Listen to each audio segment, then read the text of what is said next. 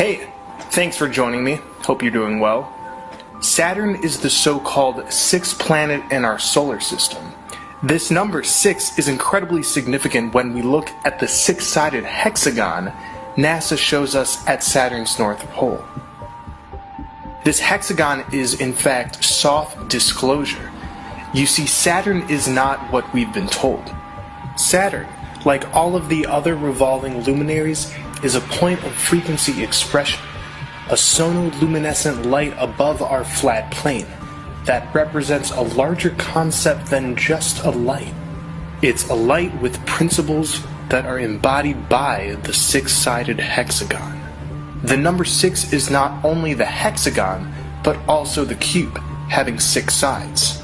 Together, these make up the hexagram, the prefix hex having to do with spellcasting, and the number 6 being the number of the material. Thus begins our description of how Saturn is being currently used, but more importantly, how it functions as a sort of computer for this material world. The figure of Father Time is a derivative of Saturn, or Cronus, the Roman god of time. The Gnostic figurehead of the Demiurge, the being who took the essence of Sophia the Black Sun and bound it by space and time, is Saturn.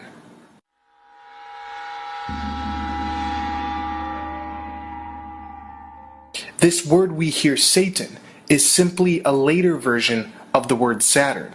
So the common Christian assertion that it's Satan's world simply means that we're ruled by Father Time, all of us, within the cube. But little do most Christians know that Yahweh is the Hebrew personification of Saturn. In essence, the three monotheistic religions, Judaism, Christianity, and Islam, all promote this Saturnian energy. The constructs of control all around us are ruled by Saturn: government, media, education, and so on. Saturn is the planet of rules and limitation, and this makes sense since astrologically, Saturn is known as the planet of karma, but equally as the planet of death and destruction. From this perspective, Saturn doesn't make things easy. Energetically, Saturn commands us with discipline to get to work and to do so by carrying the principle of responsibility. Being Father Time, Saturn is at worst a dictator, but at best a wise teacher. Time is the ultimate form of slavery, but it is also a great teacher by slowing down manifestation.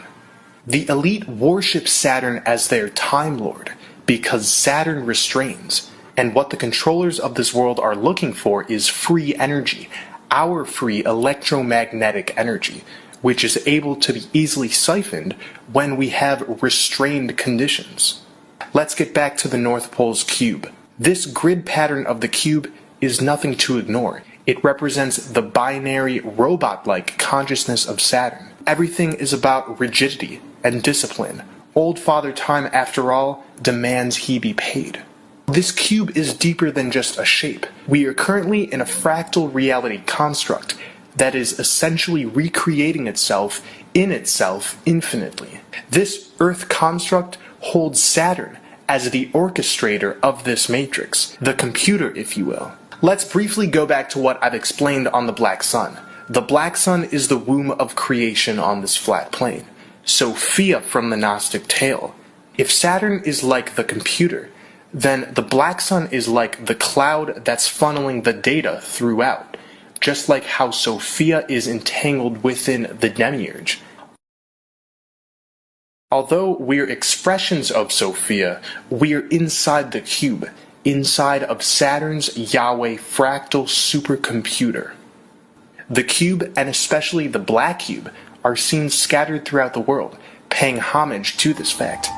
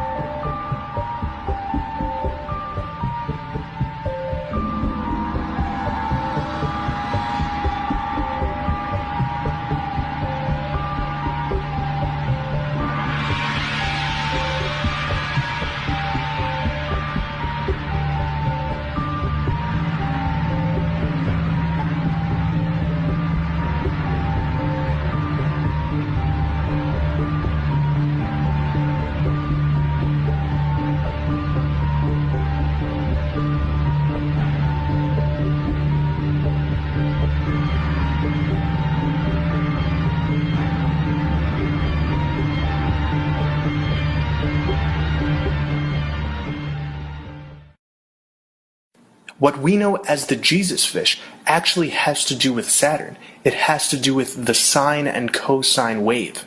It's these waves that create time.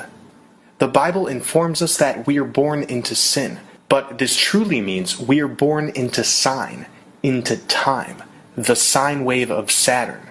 In this context, sin has nothing to do with being evil. It has to do with being born within the type of limitation that allows one to ignore their divinity in favor of a more Saturnian or satanic energy. After all, they say sin keeps you from God. When one worships the time cube, one is hyper-focused on time and what can be accomplished within time.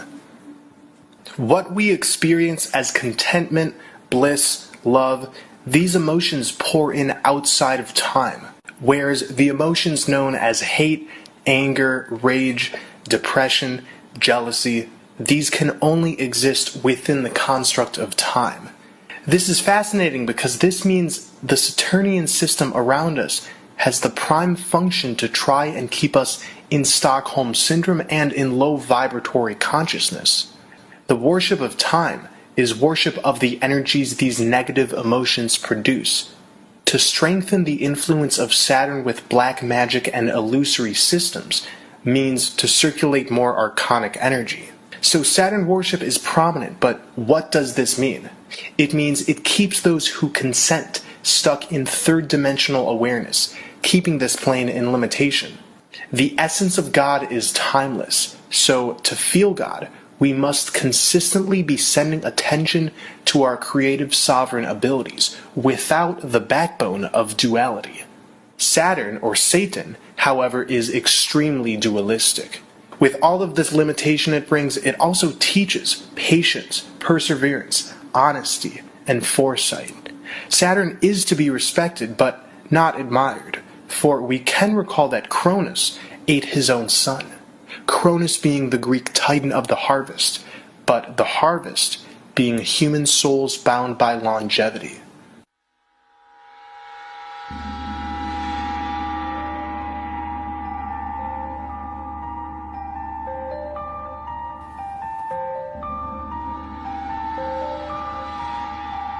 Like Saturn, the moon is not a physical object or location. It's an energy body existing underneath the flat Earth dome. The moon has been depicted in various movies as a sort of control center or area of interception. This includes the lunar control room in The Truman Show, the Death Star in Star Wars, the DreamWorks logo, and so on. It's shown this way because the moon is a secondary energy system, a secondary matrix of control, so to speak. The moon matrix is an inorganic womb, the moon a type of implanted surrogate, one that is luminous and gray. Gray is the color you get when mixing black and white. It's a dual-pole system, and this connects to the Freemasonic checkerboard. The moon has the ability to do great things, but unfortunately it's been tampered with. The moon aids Saturn in building up hyper-physical conditions, which resemble a prison. It was placed here to regulate inorganic constructs on Earth. In past videos, I've talked about the two oversouls that are operating freely in this realm right now. We have the Divine Oversoul and Archonic Oversoul. The moon is the home base and portal through which archonic entities travel into Earth, while the sun can act as that for those connected to true divine intelligence. So the sun is the actual spring of organic reality, but the moon recycles this energy, acting as a type of succubus. The sun is an organic matrix, but the moon an inorganic matrix. The first day of the week is Monday, Moon Day. The first day of the weekend is Saturday, Saturn Day. And these days sandwich in Sunday, the Sunday. So we can see the connection between these three energy bodies hidden in our time system. The sun is being symbolically sandwiched in, misused. The frequency of the sun's energy is being redirected, minimized, covered up. Saturn and the moon attach themselves to and harmonize with those energies which sink into density. Interdimensionally, the moon is home to a light trap system, which generates a false light when one dies. This is tied in with Saturn being Cronus, the Grim Reaper, and Father Time. The Saturn moon matrix is a well-oiled machine. Saturn binds us in time and limitation, and the moon reinforces these illusions and then responds to Father Time with her light trap. Magical, mystical, mysterious. The moon has been associated with these attributes for millennia. It's a prominent emblem and symbol of spellcasting and witchcraft. The moon is indeed alluring and magical, but is a harsh mistress. The transformative but dangerous powers of the moon are apparent when we look at the myths about the werewolf, a man who turns into a monster by the light of the full moon. And witches are often portrayed as a silhouette flying across a backlit full moon as a backdrop. The full moon is infamously known as a time when the so-called lunatics come out, seduced by the moon's light. There's no doubt that the moon with her alluring glow is so attractive, but unfortunately, she is a succubus.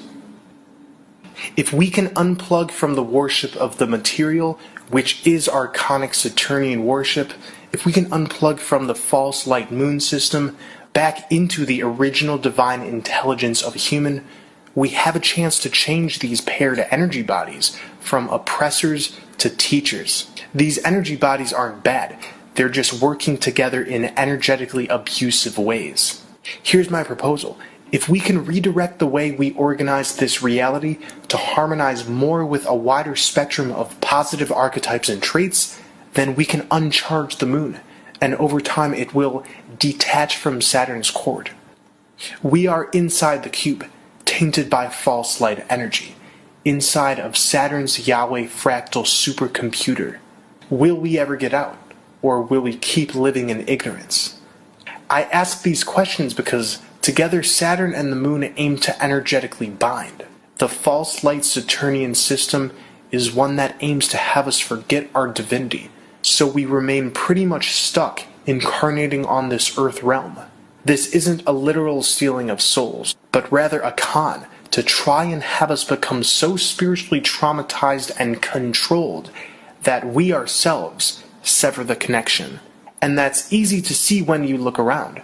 Many have lost themselves in the system, lost themselves within their computer. Right now, humanity has the wrong program opened up, and our malware protection has its guard down. If we can close down this program, we can reboot the Yahweh supercomputer, therefore changing what Saturn projects, uncharge the moon with our divine intent, and making it so Earth starts resembling more of a school rather than a prison.